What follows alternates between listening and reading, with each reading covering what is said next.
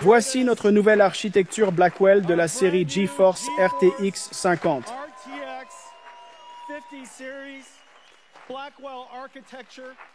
Le GPU est une vraie bête. 92 milliards de transistors, 4000 TOPS, 4 pétaflops d'IA, 3 fois plus que l'AIDA précédente. On a besoin de tout ça pour générer les pixels que je vous ai montrés. 380 teraflops de ray tracing pour calculer les plus belles images possibles. Et bien sûr, 125 teraflops de shader. Il y a aussi un shader concurrent et une unité entière de même performance. Donc, 2 shaders doubles. Un pour flottant, un pour entier. Mémoire G7, Micron, 1,8 2S, 2 fois plus rapide que la génération précédente. On peut maintenant mélanger les charges d'IA et d'infographie. Le shader programmable peut désormais traiter les réseaux de neurones.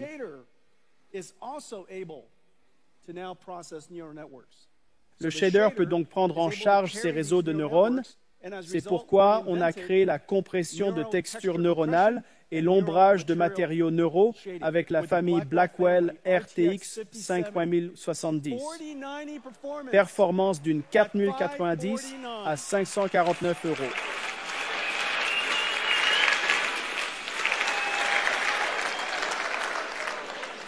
Impossible sans l'IA, sans les 4 teraflops de cœur tensoriel et sans les mémoires G.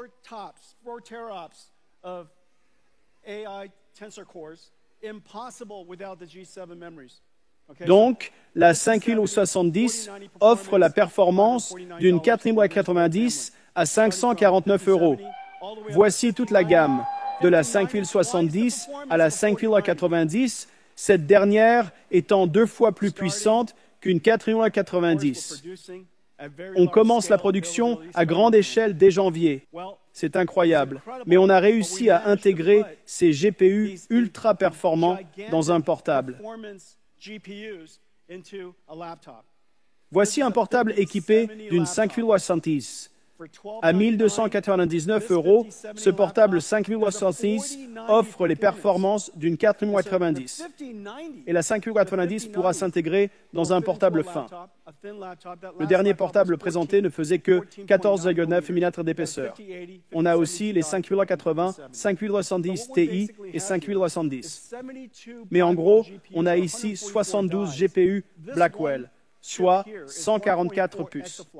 Cette puce atteint 1,4 exaflop, c'est le supercalculateur le plus rapide au monde. C'est que récemment que cette sale ordinateur a atteint un exaflop plus. Ça fait 1,4 exaflop de puissance IA en virgule flottante. Il a 14 téraoctets de mémoire. Mais voici le plus incroyable. La bande passante mémoire est de 1,2 pétaoctets par seconde. C'est pratiquement tout le trafic Internet mondial actuel. Tout le trafic Internet mondial passe par ces puces. OK, on a 103 000 milliards de transistors au total, 2592 cœurs de processeurs, un tas de réseautage. Et donc, j'aimerais pouvoir le faire. Je ne pense pas que je le ferai. Donc, voici les Blackwell. Ce sont nos puces réseau connectiques. These are our ConnectX networking chips. Voici le NVLink. On essaye d'imaginer sa colonne, mais c'est impossible. Et voilà les mémoires HBM, 14 téraoctets au total. C'est notre objectif, le miracle du système Blackwell. On les affine avec notre expertise, les transformant ensuite Llama Nemotron. Certains, très petits, interagissent ultra rapidement.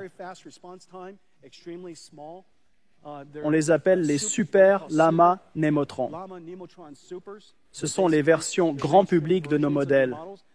L'ultra-modèle peut servir de prof pour plein d'autres. Il évalue, juge, donne du feedback aux autres modèles.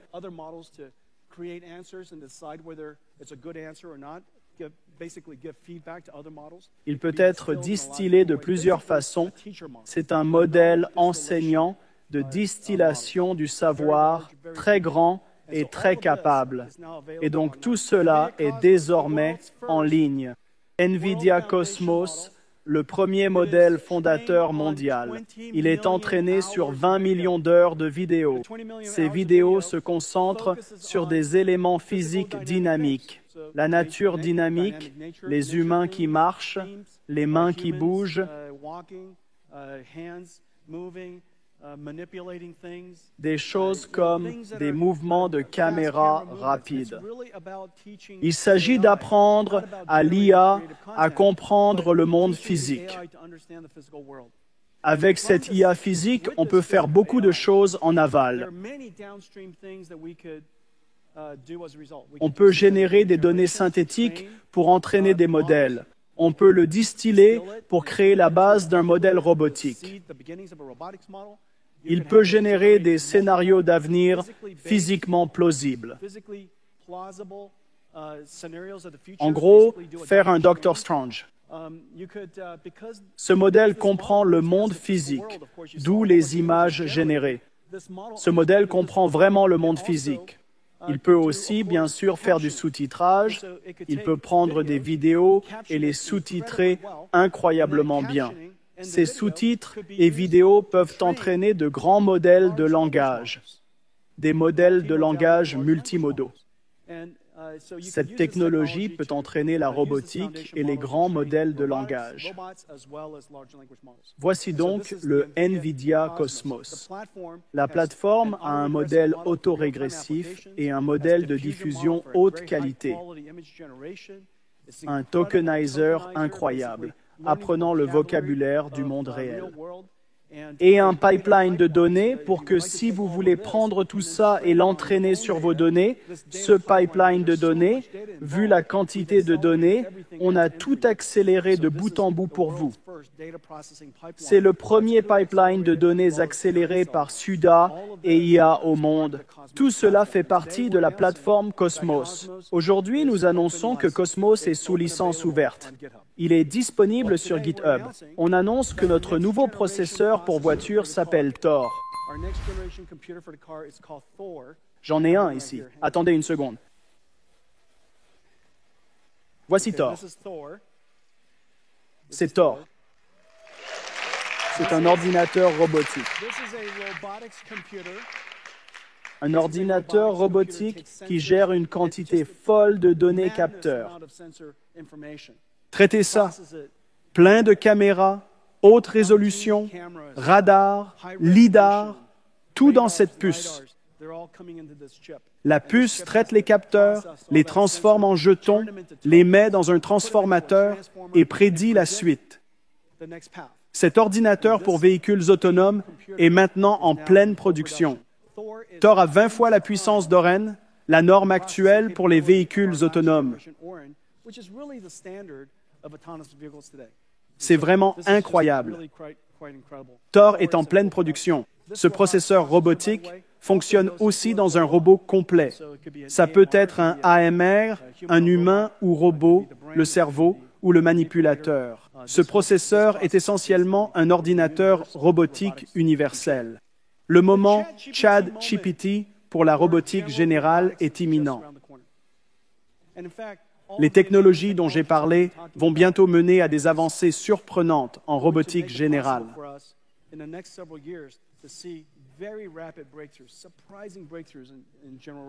Maintenant, pourquoi la robotique générale est si cruciale, c'est que les robots à chenilles et roues nécessitent des environnements spéciaux, alors qu'il existe 3 types de robots qu'on peut créer sans besoin d'espaces verts spécifiques. L'adaptation aux zones industrielles est parfaite. Si on pouvait construire ces robots incroyables, on pourrait les déployer dans notre monde actuel. Ces 3 robots sont 1. Les robots et l'IA agentique, car ce sont des travailleurs de l'information.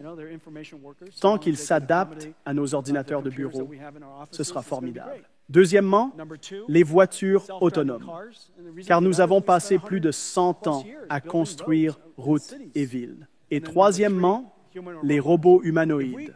Maîtriser ces trois technologies serait la plus grande révolution industrielle jamais vue. Voici le dernier supercalculateur IA de NVIDIA. Il est affectueusement appelé Project Digits pour l'instant. Si vous avez un bon nom, contactez-nous. Voici la chose incroyable. C'est un supercalculateur d'IA. Il exécute toute la pile IA de NVIDIA. Tous les logiciels NVIDIA y tournent. DGX Cloud fonctionne dessus. Il est quelque part, sans fil ou connecté à votre PC. C'est même une station de travail, si vous voulez. Et vous pouvez y accéder. Vous pouvez l'utiliser comme un supercalculateur cloud.